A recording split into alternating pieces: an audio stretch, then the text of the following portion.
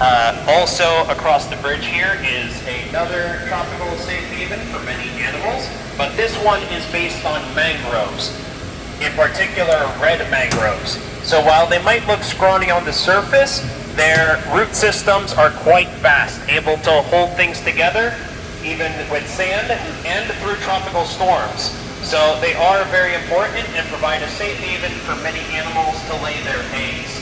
So this is actually a place where many animals will give birth here at the aquarium, including there are some rays in here, clams, and many more.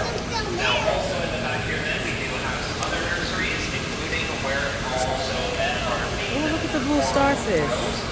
so coral is able to make more of itself not only by babies spreading out in the water, but also a little superpower called fragmentation. Now, I say superpower, and you might think I'm exaggerating, but just let me explain this to you and tell me it doesn't sound like something out of a comic book.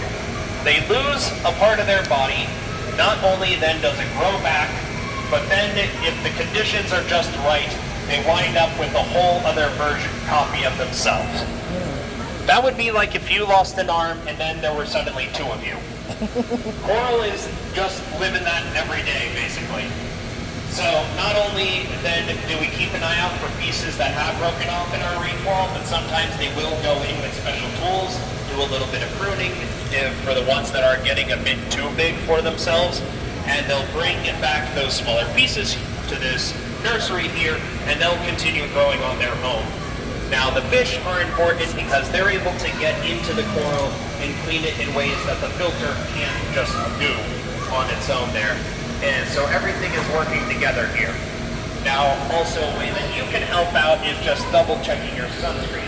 There are some brands that are labeled either reef safe or coral safe. They refer to the right to put that sticker on their bottle, and they customize that formula so that it's not only going to protect your skin, but also just the right parts of the sun rays through if it washes off on your next trip to the beach, in order for coral to continue thriving, since it does rely on the sun's rays to feed.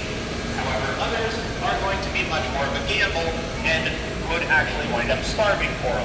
So little decisions like this are going to make a big difference in the ocean's future. We're working on less chemically based, more natural based fertilizers in Florida. Runoff. Yes, runoff is also another big problem there. So for those that are not aware, the big fertilizer plots can eventually lead back to the ocean because of rain and just the way the hills and all that work there. And eventually that can then lead to other plants then and other things taking over the areas where coral grows. So that is another big problem that is going on. So you definitely know your stuff there, and glad to hear someone mention that there.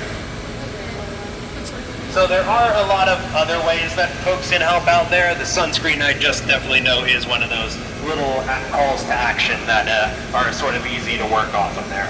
But yes, there is a lot that works together here, and any little thing can mess it up there. So that we definitely like to do our part. This is our last place. Out. This was awesome, though. Now then, this is our last area. So does anybody have questions